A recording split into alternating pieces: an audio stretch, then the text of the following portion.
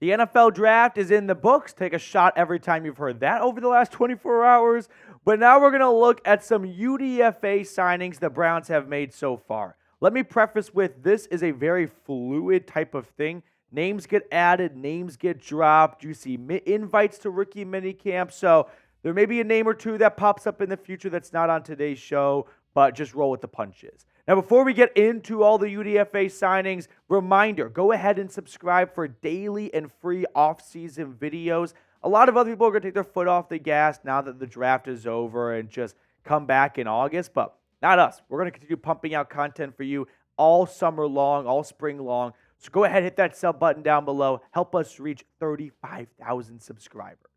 First UDFA is running back Aidan Robbins out of BYU. He was not ranked in our draft rankings. He started his career off at Louisville, went to UNLV. At UNLV, he had his lone season over 1,000 rushing yards, by far his best year. Then he transferred to BYU, where he put about 400 yards and change, couple of touchdowns, and 100-plus carries for the Cougars last year. The Browns' running back room is in a interesting spot, right? When will Nick Chubb come back? Not really sure. How much trust is there in Jerome Ford and Deontay Foreman to hold down the fort if Nick Chubb misses serious time? Like, this is definitely a room where, as a UDFA, there is some glass you could break through to earn a roster spot, especially with the new NFL roster rules, where previously, if a player was put on IR before roster cutdown day, they were lost for the entire season. The Browns could put Nick Chubb on IR before roster cutdown day, so they don't have to waste a roster spot for 24 hours before they put him IR after roster cutdown day, which means a UDFA like Robbins could contend with a Pierre Strong Jr. or a John Kelly for a third or fourth roster spot in the running back room. Next UDFA is wide receiver Amaran Brown out of South Carolina. He started his collegiate career off at Georgia Tech. As a freshman, he had 7 touchdowns. That actually tied Calvin Johnson's school record for most touchdowns by a freshman. Spends 2 years in Atlanta. Then he transfers to South Carolina, where he did not have the same amount of success, was not available very much. He didn't start many games, missed some time due to injury here and there. Did have some special teams value, but he's a little bit on the smaller size, but he does have some good traits that maybe have him pop in training camp. And the Browns wide receiver room, I would say, is pretty much complete, like barring an unexpected injury, and I already hate myself for saying that. Amari Cooper, Jerry Jeudy, Elijah Moore, Cedric Tillman. I'm going to put in David Bell, but I'll Jamari Thrash. Like, you're already at 5, maybe 6 wide receivers, so it's going to take one heck of a camp from a wide receiver to make the roster. Next one up is Wyoming tight end Trayon Welch. I think the tight end room is somewhere where you could see a UDFA nab a roster spot. 6'3", 241 pounds. He was a 5-year man at Laramie, 300 yards receiving last year, 9 career touchdowns. I think Welch, if he earns a roster spot, it's going to be because of his blocking abilities. But this tight end room definitely has some wiggle room to it after like the top 2 guys, I would say. Giovanni Ricci is more of a fullback in my eyes. So if they want to have 3 true tight ends, it could come down to 2 UDFAs, Zaire Mitchell-Payton, and from a few years ago, and Welch. Next one up is offensive tackle from Rhode Island, Lorenzo Thompson. Here's what I got on Lorenzo Thompson. He is 6'6", I beg your pardon, 305 pounds. He has hopped around a little bit. Notes I've got on him, long time, or actually spent his whole career at Rhode Island, but long time left tackle. 49 starts at left tackle, 37 career starts, 49 games played, 6-year guy. Started off at 2018, so he played a lot of college football. And when you look at the offensive line, I thought this would be a position that the Browns would go ahead and draft. Ultimately, they did not, which means maybe a UDFA tackle finds a spot on the roster. Now, before we look at the next player the Browns could potentially see make the 53-man roster from their UDFA list, let me tell everyone watching about our wonderful sponsor today, which is Mando. With the warm weather here, if you walk to work or walk to school and then you find out that you're the smelly guy in the office, well, use Mando to kick that odor to the curb. Mando's whole body fresh deodorant is going to keep you smelling fresh all day long. Plus, they're giving the Dog Pound $5 off their starter pack when you use code CHAT at shopmando.com. They've got awesome features in their starter pack. They've got body wipes like this, deodorant wipes, cream tube deodorant, solid stick deodorant, and they're going to give you free shipping on top of all of that, which, by the way, equates to over 40% off their starter pack. So get started at shopmando.com and use code CHAT for $5 off. I put all that information in the comments and description of today's video. With the warmer weather here, you're going to be outdoors and hanging out outside a lot more, and that means you're probably going to work up a little bit of a sweat. But with Mando, you don't have to be self-conscious about your body smell, your BO. So get started today. All that information from Mando in the comments and description of today's video. The next one up is maybe the most recognizable name. It's Miami guard Javion Cohen.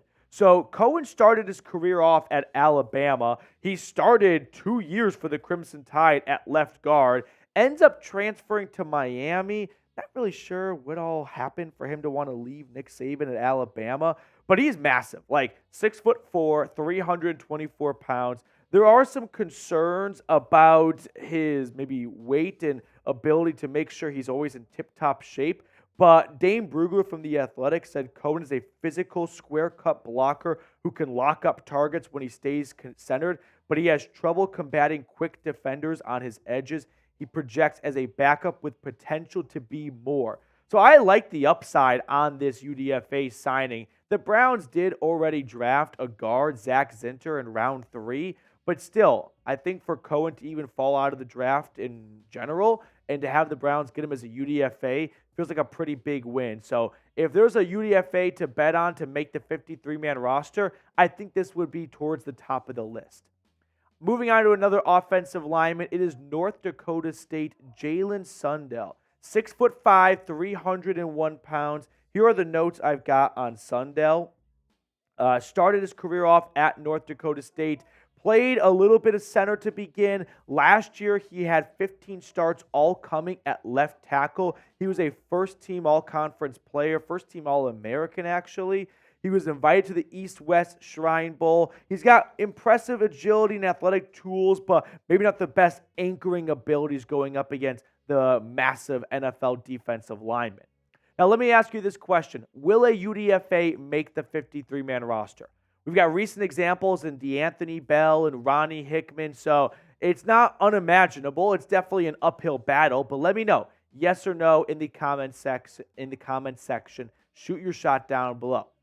Next one up is a linebacker from Weber State. It is Winston Reid, 5'11", 223 pounds. The notes I've got on Winston Reid include he started his career off at Weber State. He was actually a walk-on from St. George, Utah. But his final season there, first-team All-American, first-team All-Big Sky. He led the team in tackles. He was a captain for the team. 12 tackles for loss, 1.5 sacks. So some really good production and solid size, all things considered. And the linebacker room is a spot where, like Mohamed Diabate from last year, or Diabate last year coming out of Utah, we've seen some UDFAs crack the 53-man roster. Now, they did draft Nathaniel Watson from Mississippi State, so it's already filling up a little bit, but by no means is this room set in stone. UDFA number 8 is cornerback from South Dakota State, DyShawn Gales-Cozart. So when you play at the FCS level, you're going to fly below the radar a little bit. 3-year starter for the Jackrabbits, 9 career interceptions, so some good ball skills for a guy a little bit undersized at 5'9", $188. Cleveland also drafted a player at this position from the same state but not the same school. It was Miles Harden, I beg your pardon. So you can look at the Browns' cornerback room. I can't imagine that there's really an open spot. You got Denzel Ward, Martin Emerson, Greg Newsome, Cam Mitchell, Harden, I'll toss in there. Those are 5 roster locks in my eyes. The Browns took 5 corners last year, so maybe a 6th spot opens up for Gales. And then the final UDFA signing is safety from Arizona State, Chris Edmonds. Very fast. That's the first thing you got to know about him. 6'2", 210 pounds, playing for the Arizona State Sun Devils. The notes I've got on Edmonds: started his career off at Samford in Alabama. Then he transfers to Arizona State. His first season on campus, he leads the team in interceptions. Last year, he had 2 picks. In his entire collegiate career, 11 interceptions and 18 pass breakups. So this is definitely a player who has a knack for finding the football. We've seen a lot of UDFA safeties make the Browns roster. Hickman, DeAnthony Bell. They signed Rodney McLeod. I think for Edmonds, the ceiling, if we're being realistic, is make the practice squad and then maybe have a really good chance of making the 2025 Browns roster. But here are all the UDFAs the Browns acquired. No marquee name. Every once in a while you see a guy that everyone recognized from the draft make it out of all 7 rounds. Like Sam Hartman, for example, is a name that comes to mind. He went to, I believe it was it the Patriots? No, it was the Commanders. He got the biggest UDFA signing, I believe. So I don't see any of these guys having a great shot at making the roster, but that's always the case for UDFA. So power to them and best of luck throughout minicamp and training camp. They're always great stories to pull for. All right, to wrap up the show, we kind of got away from this during the draft. It was just so chaotic and hectic. But I do want to get a card pick in here to send you guys on your way this Sunday afternoon. Cullen Brown, shout out to Cullen for just being an absolute tank and grinder during his first NFL draft here at Chat Sports. Cullen, which card do you want to go with? I'm going with Ace of Spades today. I was walking my dog last night, and my girlfriend and I bumped into a dog friend that she knows, and a little story time here. And so the 2 girls started chatting, so me and the guy naturally were just kind of awkwardly standing there. And he noticed my draft shirt. He's like, "Were you at the draft?" I was like, "No, actually just covering the draft." He goes, "Oh, that's so cool. What do you do?" And my job's kind of difficult to explain to strangers. So my elevator pitch is like, "Oh, I cover the NFL for a company with YouTube channels." And he's like, "Oh, like Chat Sports." And I was like, I work for Chat Sports. And his face kind of was like, "Whoa, I watch the Cowboys channel with Tom Downey. Do you know Tom?" And I was like, "I have worked with Tom for 3+ years. Yeah, I know Tom pretty well." So that was kind of a funny moment to wrap up my draft. Okay. I'm going to go with, would you say 3 of spades? Ace of spades? I'm going to go with 3 of spades. 3 of diamonds. 3 of diamonds. All right. That will do it for us. Thank you guys so much for tuning in. We will sign off, and I'll see you all back tomorrow.